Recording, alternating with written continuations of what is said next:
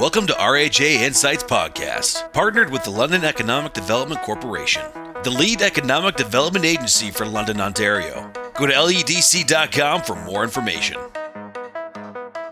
All right, we're ready to get rolling with our special guest today, Nick Hollinger from Visitor Q. Howdy, Nick. Thanks for having me. So my first question is always the easiest. Tell us a little bit about you and your organization. Absolutely. My name's Nick Hollinger, as you mentioned, CEO and co-founder here at Visitor Q. Visitor Q does IP address reversal to identify the companies that are visiting other companies' websites. We work with a few thousand companies across the globe, including some big ones like Jones Lang LaSalle and Microsoft, and some smaller ones as well, like your local mom and pop marketing agency, and so on. So a big mix between our clients. Generally, what they're looking to do is solve the issue of generating more leads and identifying who their website visitors are. I come from a marketing and a sales background, and that's how I got started into Visitor Q, was identifying this issue at the marketing manager level and trying to feed our B2B sales team some leads, and then coming up with Visitor Q and building it over the past 3 years or so. How does Visitor Q actually help, a B2B company generate those leads? Yeah, absolutely. So I'll give you a real world example from, let's say, Ar. So Ar, marketing agency here in London, probably gets a ton of website traffic from current clients, from prospective clients, from somebody finding your blog post. What we're interested in is prospective clients, people that didn't reach out to you. They're shopping around, they're viewing 2 or 3, 4 or 5 different marketing agencies for a website or for a marketing campaign. And that's generally what people do, right? You have options, you shop around, you look at their website and so on. So what we would tell Ar is we would say, hey, London Life was on your website. They visited these 5 pages. They spent X amount of time. This is their 3rd time visiting this week. You might want to follow up with them.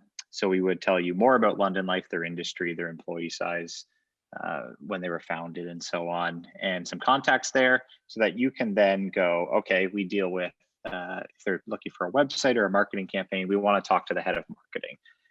So we would tell you that. And then that way you can follow up with them via email or a cold call, or send them a LinkedIn message that says, hey, are you in need of a website or a marketing campaign, and go through your sales process. So I always like to say we act as the compass in pointing you in the right direction. We don't do the follow-up for you, but whatever fits into your sales process, we point you in the right direction. So you're not calling up cold companies or cold calling, cold emailing. We tell you the warm direction to go towards. I guess from your experience in the sales and marketing realm, why is it important to, like in that scenario where London Life lands on this, to reach out versus passively waiting to see if the organization will contact you? What's the advantage for me if I'm reaching out? I don't know the stat off the top of my head, but the company that makes the first pitch usually is the one that wins. So there's an advantage to going first and getting in front of them. And relationships, you know that. I think everyone knows that relationships are really what sells. If people like you, they usually buy from you. So if you can get in front of them and get that opportunity for them to like you, then you have a greater opportunity of closing them as a client, where they might not have even chosen you as their top 2 or 3 that they're going to be following up with or reaching out to for a quote. You're now in front of them proactively versus waiting for them to reactively come to you. Awesome. Kind of answer the questions on what's your background and how you came to start the company in that intro. So is your organization growing? And if so, how do you measure that? If not, why isn't it growing? So we were growing. We did triple digit growth. It was closer to 600% in 2019. And then we just finished updating for 2020, where we grew 30%. So definitely fell off a bit on the heavy growth side for 2 real reasons. And this is percentage growth, by the way, to answer that part of the question. it really, COVID-19 put the whole world in a bit of a holding pattern, depending on your industry. But a lot of people didn't know where their budget was going, so they kind of just held it, right? So that was one of the reasons. And then we were forced to make a switch in how we provide our service from Google Analytics to building our own platform in order to process it. So that both of those set us back a bit, where we weren't growing rapidly. At one point, we were down year over year early on, but we were able to recover and show some growth. And happy to report, and due to all of our hard work in the later half of the year and throughout the year, really, we're already up 15% a month and a half into February over last year. So it looks like we're back on that high growth trajectory, and we look forward to 2021 and some new products and so on that we're looking to bring to market. We also look at outside of revenue, and revenue, always recurring revenue, never dollars in, except for when I'm looking at cash flow and how to pay everybody, right? So generally always looking at MRR and ARR and ensuring that's growing, because we're a SaaS. That's the most important metric that we look at in regards to revenue. Cash flow is obviously great. As I mentioned, got to be able to pay people and pay your bills, but reoccurring revenue is how we measure our growth. Because we might do 40 grand 1 month with a lot of annual renewals, but we did 20 the year before. So it looks like we doubled month over month, but that just isn't the case based on SaaS and the potential for annual renewals. And for those that aren't familiar with the terms, annual recurring revenue and monthly recurring revenue for ARR. But I get lost. This is relatively new for us, so we're not sure if the audience will be all folks that are into SaaS or if there'll be some new folks kind of turning in. So I want to make sure we explain that. And I guess I think I know the answer to this question, but why are SaaS companies obsessed with the ARR and MRR measurements? That seems to be fairly universal. Oh, why? Yeah.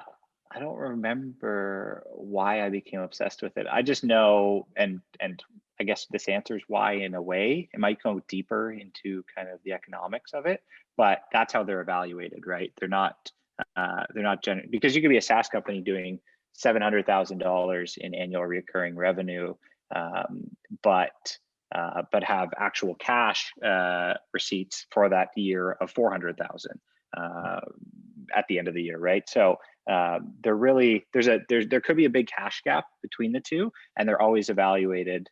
SaaS companies are always evaluated based on reoccurring revenue because it's more valuable, right? $1 in cash that you get in is not equivalent to $1 in MRR. Because that's a locked-in reoccurring revenue dollar that keeps coming in versus the one-time sale that you have to continue to try to attract and continue. So that was a long-winded answer of it's predictable and it's higher value. Yeah. Cool. Where do you see the organization in 5 years? So kind of, you have some year-over-year growth, had a setback, and now you're kind of looking to be back on track. And where do you see yourself or the organization in 5 years? Yeah, continue to grow with our current product and the current offering we have out there. We see a lot of growth in the data side of things, the intent data especially. Intent data over the last 5 years has become incredibly popular, and that's right where we fit in. So continue to grow in the market that we're currently in, and it's currently evolving into a larger market. And then look at new ways that we can leverage this data. So in 5 years, we plan on having not just our sole identify product, but 3 or 4 other products that work around IP address reversal to provide new and interesting benefits to our current end users, but also any other personas within an organization that could benefit from that data. So can you give me an example of another? Yeah. So right now, right now we currently our main benefits for sales. Like we have a few marketing managers. Marketing managers are actually the people that sign up with us, but then they hand it over to sales because there's that website code that they have to add to their site. Marketing managers are the current people that sign up with us, but we don't see them often. It's always the salespeople that get handed it. So marketing doesn't really have a use case for it. There's a light one, but not as much as our sales. So the new product and the new benefit that we're looking to create is something on the marketing side, and how we're looking at doing that right now. And we just got approved for a grant actually to build it, is a personalization. Website personalization is big right now, and we are in a unique space where we can do something that no one else is currently doing, where we can personalize a website based on the anonymous information we have about that company.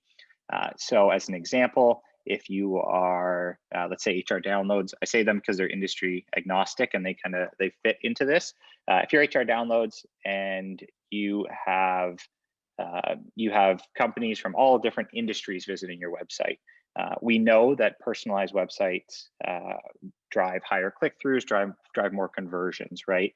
As they speak to their clients more. What we would be able to do for HR Downloads now is for every industry visiting their website, or the industries that they kind of set up, let's say they're going after retail, we can personalize the website. If a company is in the retail sector, visits their website, we can personalize their website to show clients that they work with, logos for their retail clients, case studies in the retail industry, tailor the content to speak to someone that's in the retail industry, and really anything that you can imagine a website personalized towards a specific industry, we can do that. And there's multiple data points we can do that at. ABM is something that is massive right now, account-based marketing, and people, their whole job is to target 5 clients within a marketing role, right? At some of these larger companies, where if we were able to, if someone was to visit the website from X company, show a specific version that a marketer's built for that X company that directly speaks to that X company, where it's not specific to industry, but rather that specific company. So a few different ways that can be done.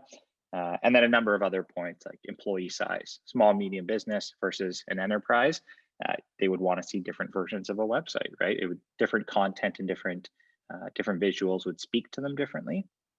So that is it's one product that we're currently working on in the near future, and in the coming years, we plan to look at leveraging this data in different ways as well. That's, you've got a channel relationship with that company, and you're looking for other forms of revenue or other services that you can provide once you kind of landed with that client. That's what it sounds like to me. Yeah, we have that relationship. We have the core piece of data. It's just leveraging it now in different ways to work with that client that we have the relationship with.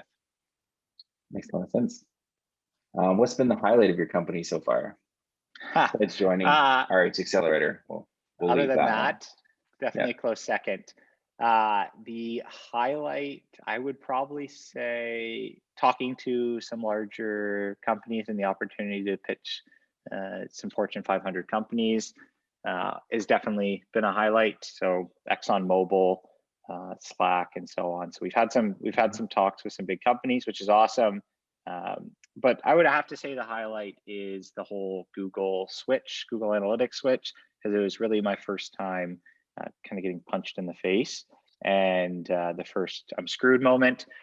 So that was a highlight for sure, because we as a team were able to rally, and I was able to tell our team, like, this is do or die situation. This is the 9th inning.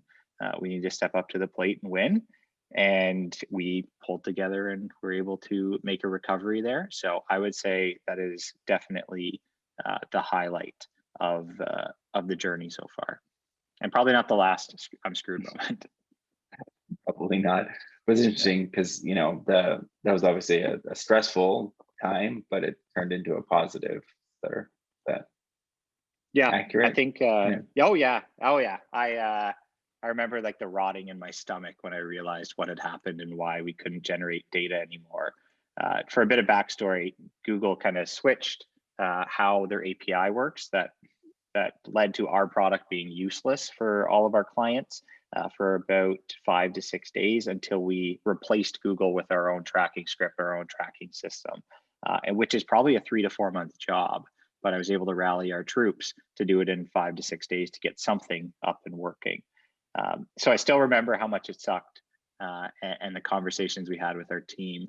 But at the end of it, it was definitely one of the highlights and the more rewarding points in Visitor Queue. Is there a lesson in there for other founders about building on top of somebody else's technology or services? So I've been asked this before, and there's definitely have a contingency plan at least. And if you're not willing to get punched in the face and not sleep for a few days, and you're not going, then don't do that. Really spend the extra time to ensure that you're not reliant on someone else's software. But at the same time I say that, there are complete business models that are built around, there's contact forms for Salesforce that make $10 million a year, right? And they are reliant on the Salesforce marketplace, right? There's great companies that are built around single other organizations.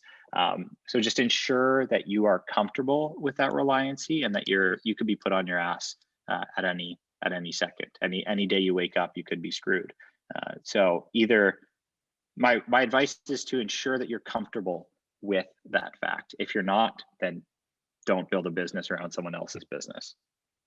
That makes a lot of sense. What's been the lowest point, or did we cover that?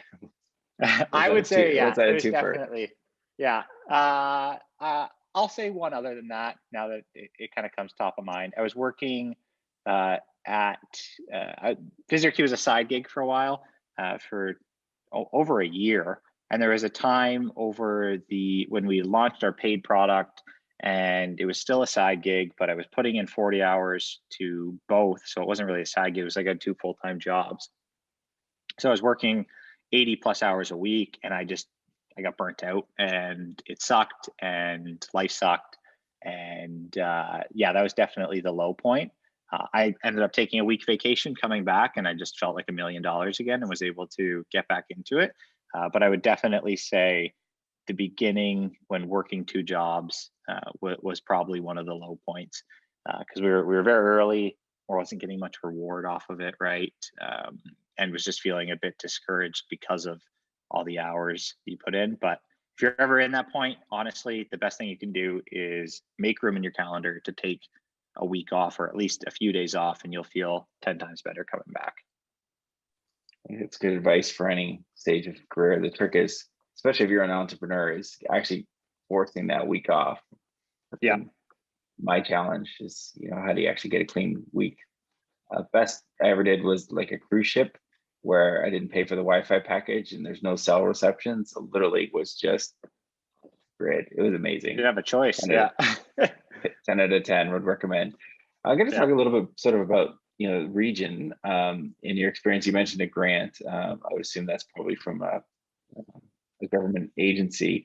So my question is, where do you see Canada's innovation landscape compared to, say, other regions, or other maybe organizations that you have that you might compete with on a global scale? Because your product is a global play. So where do you see Canada's innovation landscape compared to other places? I think Canada's doing a really good job. I don't like from Canada as in the country and all public and private, and then from the perspective of the Canadian government and the funding that they're putting towards it. I think they're doing a great job. I think it's leading to Canada being competitive and throwing punches in a boxing ring that we probably shouldn't be in because of our size, but because of the money the government's put in and the ecosystem it's built, I think Canada's doing a really good job on the international stage at producing great companies and competing against some of the bigger economies in the bigger countries. So I think Canada as a whole is doing really well. Southwestern Ontario is definitely catching up and definitely doing a really good job. I think it's definitely punching above par as well. I think the ecosystem is really good. And Southwestern Ontario, London specific, it has a unique environment that you're not going to get other places, where I'm probably 2 emails or two phone calls away from from someone at one of the larger companies in town, the CEO, and getting a meeting with them to talk through a problem I'm having or to look at a partnership because of the size of the ecosystem and just the connections that are within it. Where in other parts of Ontario, definitely other parts of Canada, and then outside of Canada, the connections just aren't there in some of those larger cities, and you're not going to be able to get those meetings and the potential to learn and to grow from some of the other bigger companies that have made it within the ecosystem. So I think we have a unique offering that might get diluted as we get larger, but the importance of organizations like RHA and the LEDC and all these other ecosystems or all these other supporting organizations for the ecosystem being built now is that hopefully those communication channels continue to be built and preserved as the ecosystem grows, because they're in the foundations in place already for our growth. Then I could see those communication channels surviving the ecosystem growing that I'm confident it's going to, and that we all want to see, right? Then you had two follow-on questions from that, but for the Southwestern Ontario, are there disadvantages for being based in this region? From my experience, if you're looking for private money, definitely tougher in this region. And again, part of the benefit of RHA and these other organizations that are looking at how to get private money into the hands of these businesses in Southwestern Ontario and in London specific is very important. There's a ton of good angel groups out there that are growing and becoming more established and definitely important to the ecosystem. It's definitely a weaker side of Southwestern Ontario is the venture capital and some of those private dollars, but it's getting better. I'll say that, and a lot of good people are working very hard to ensure it gets better. And there's a lot. We're involved in a few different initiatives. There's been some federal government announcements as well in this area. It's definitely something that's been recognized as a problem. If we want entrepreneurialism to thrive in our community, then particularly in innovative spaces, those typically need working capital, startup capital. So it's good to hear that you feel it's getting better. I think there's hopefully some good work being done on the horizon this year as well. So we'll keep tabs on that. You alluded to the funding, but is there anything better that sort of the ecosystem could do to support entrepreneurs like you? Because obviously we want more successful companies coming out of this region, out of the RHA network. So where do you think are the gaps where we could help more? Not just RHA specifically, but the broader ecosystem. It's a good question. I've covered off a few items there to speak to something different. Encouraging more entrepreneurship coming out of the schools. I've seen the Waterloo area and all the companies that are coming right out of graduates has been impressive.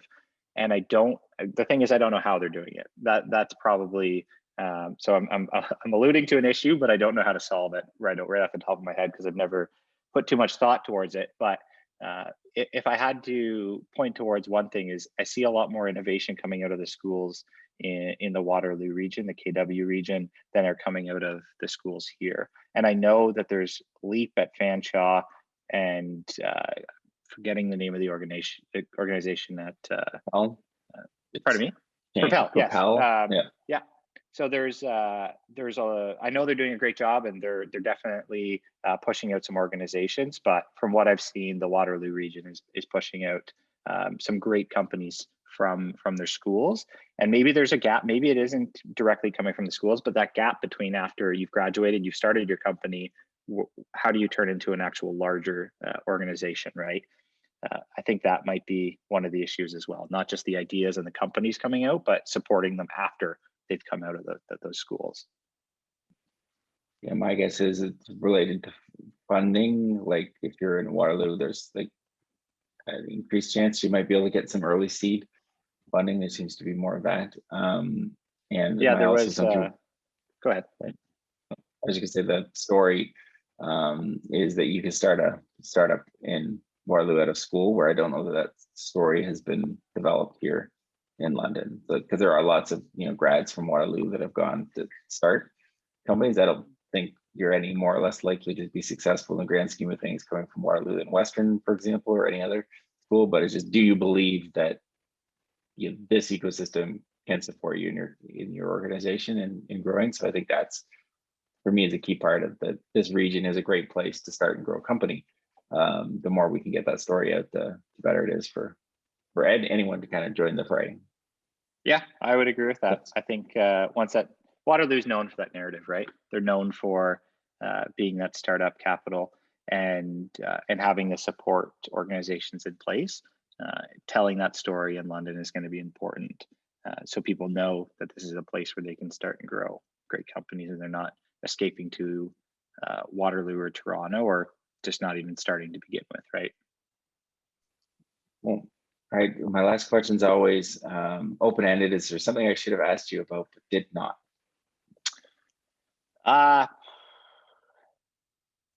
That's a tough one, open-ended, for sure. I always like to hear, maybe it's not one for that I wanted to be asked specifically, but always good to hear kind of what motivates people and what their ultimate goal for entrepreneurship is. So if I was to give you a question to ask other people, because I'm interested in hearing it, what motivates them? And I know you're going to unmute and probably ask me that. Yep. So what motivates me is, and I've never been one for kind of money. I think I'm more interested in solving something and leaving a legacy, leaving behind something that's worthwhile. So that's what I want. That's what motivates me: leaving behind a legacy, solving something interesting, solving something meaningful, and being able to say on my deathbed or at the end of the day that I did that. That was cool, and being fulfilled. I think I have a working theory that founders often are that driven to solve a problem. Not say that they're not interested in money. Lots are, but I'd be lying if I said I wasn't interested.